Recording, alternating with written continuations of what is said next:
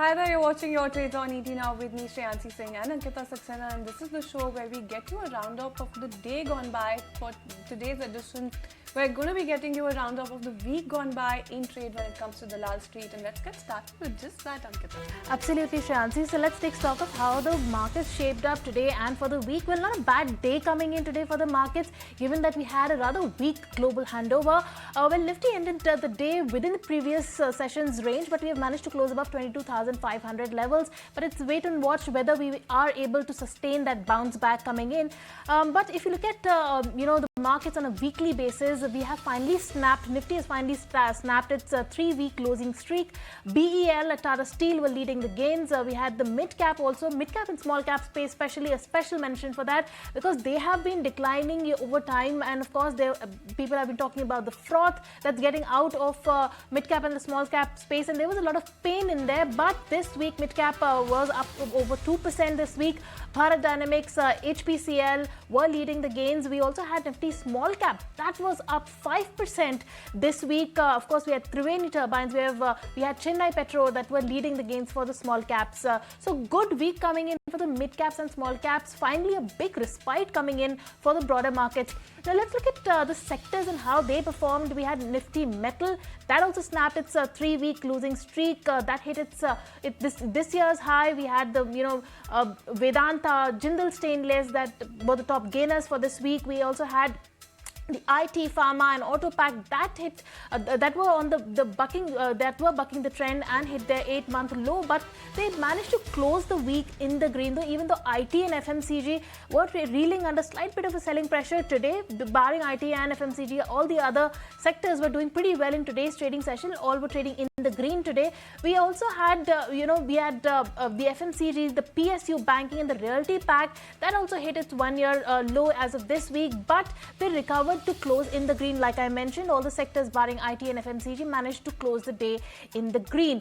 Also, we had the energy pack that hit its 3-week high that was bucking the otherwise somber trend for the other sectors. Triveni Turbine, Power Grid India were leading from the front. In fact, there was news flow coming in on Power Grid. Also, Power Grid, another stock that was in focus today on the back of news flow.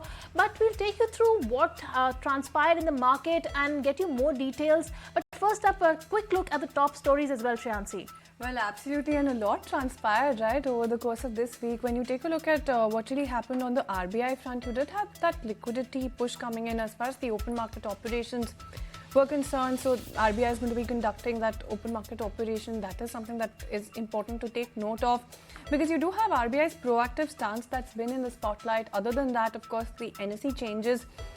The change to the expiry date come in. Now, of course, you did have the expiry day that was Thursday previously. Currently, it's been changed to Monday. So that's an important change coming in there. And of course, the story of the week, I guess, has to be the tariffs, has to be the commentary that we've seen come out in terms of tariffs as well. And first of all, you do have Trump granting that 1-month exemption for automakers. That is also something that is very important to take note of because on the back of that, you did have a whole host of counters in the US, the likes of GM, Ford and Stellantis that was soaring on this particular positive news flow for the automakers. Trump, in fact, also, or his press secretary rather, also indicated that Trump is open to requests from others as well. So that's an important move, at least on the auto front at this point.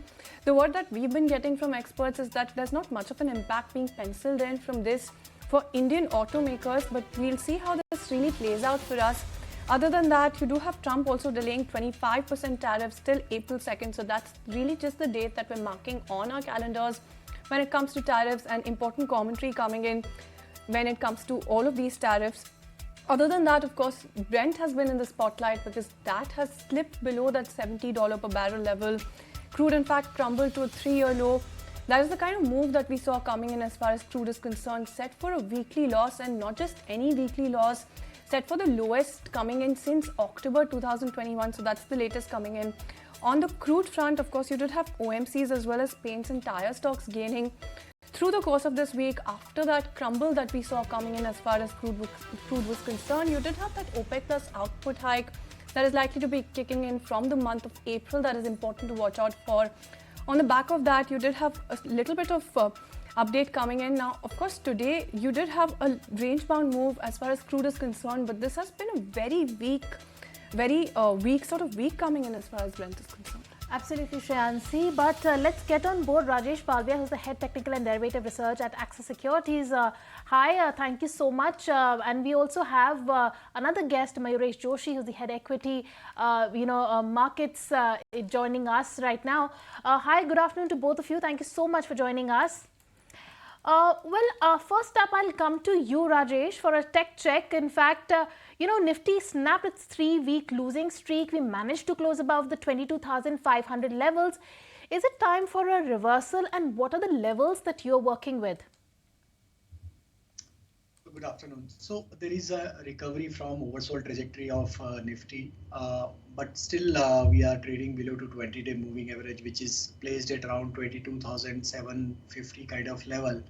So that level needs to cross in this recovery. If Nifty manages to cross 22,750, then we may see some short covering action, substantial short covering action, and then possible extension of rally could be there towards 22,900, even 23,000 level. But at this juncture, till Nifty is holding above 22,400, trend is likely to exhibit on the bullish side, as broader market has also started performing. We have seen buying interest in mid cap as well as in the small cap space also, and a lot of sector which were in oversold trajectory have started recovering from their oversold trajectory. So I think 22,400 needs to keep as a stop loss, and maybe in the coming week Nifty attempt to move towards 22,750. That's the first target where we are projecting, and if at all it's crosses, then next target would be 22,900. For Bank Nifty, still struggling to cross 48,600, 650 zone. That's the immediate supply zone for the Bank Nifty. Until the Bank Nifty not crosses above 48,650, we may see some consolidation in range of 48,200 to 48,650. Either side breakout will decide the major direction, but looking at the near-term structure, we do expect that Bank Nifty may also attempt to give breakout about 48,650, and then possible target towards 48,900 we may see in the coming week. Alright, and that's a take coming in. As far as the market setup is concerned, Mayuresh, I'll take it across to you because I really wanted to know about your take coming in as far as the Nifty Metal Index is concerned, because we've seen that index really shining all through this week. What do you make of this sort of momentum? Do you think it's likely to build on this momentum that we've seen throughout this week? Good afternoon to you. I think two things. One, I think the dollar index has come off, and I think that's a very obvious sign for metals to react the way they have reacted as far as the move is concerned. The second element is also expectations in some element of a safeguard duty coming through. There have been large elements of dumping that have been reported, specifically from Chinese exporters as far as HRC steel, CRC steel is concerned. And therefore, I think the prices at which these products are getting dumped are significantly lower than the market price. And you've obviously seen some element of HRC, CRC prices in terms of realizations come off over the last few weeks and the last few months as well. It does not augur well in terms of operating leverage, because even if volumes probably hold up on the domestic front, because LME prices are lower and because these prices are getting dumped at a lower level as well, that's going to be a huge indicator in terms of how elements can probably move. The second element is also in terms of Trump tariff itself. And if tariffs are increased, and there is no scope for steel which is produced globally to probably move to the US, just as a base case scenario, that will start moving to other markets as well. And obviously, the base case scenario that gets worked out, the demand still probably looks weak. Obviously, the factors in favor for both ferrous as well as non-ferrous stocks is that inventory levels across the globe are at very, very abysmal levels. And therefore, I think as global recovery starts getting pegged in, as we head into the first or the second half of the next financial year, and as restocking takes place, the hope in terms of LME prices actually starting to improve might start creating leverage in terms of balance sheet. There is also one more perspective in terms of green steel as an example, that a lot of European standards are getting adhered to. And therefore, a lot of companies will also have to tweak their production processes to probably ensure that the inputs that they're probably using are adhering to green steel manufacturing, that might entail costs as well. So I think there are a lot of ifs and buts, and therefore this sector might go through a consolidation phase. Obviously, I think if safeguard duties are announced in the Indian context, you might see a sentimental push through happening as far as prices are concerned. But to a large extent, I think the demand-supply dynamics, the core macro headwinds, might actually curtail significant gains and re-rating for the sector as well. Mayuresh, I'll come to you then Rajesh and then Mayuresh. This question is for the both of you. I'll first get up a technical view on that. Rajesh, I want to talk to you about the broader markets. Now, let's face it, the broader markets, the small and mid caps are down anywhere between 20 to 20 odd percent. There was a lot of froth there, and this is like after the bloodbath that we saw in the broader markets. Finally, this week we have a bit of a breather that's come in. Small caps are up 5% this week. Mid caps are also up 2 odd percent this week. Really, is this a time for a reversal for mid caps and small caps? That's my question to you, Rajesh. For Mayuresh, is the froth really over? Is it time for us to start looking at good bets in the small cap and the mid cap space now? First up, Rajesh, you go. So still looking at the kind of correction which we have seen in Nifty mid cap index as well as in the Nifty small cap, it's again some recovery is taken place from the oversold trajectory, but still the major FI supply is in the large cap space. So as Nifty has shown some recovery, so we have seen the recovery, the same kind of recovery in the Nifty mid cap as well as in the small cap space also.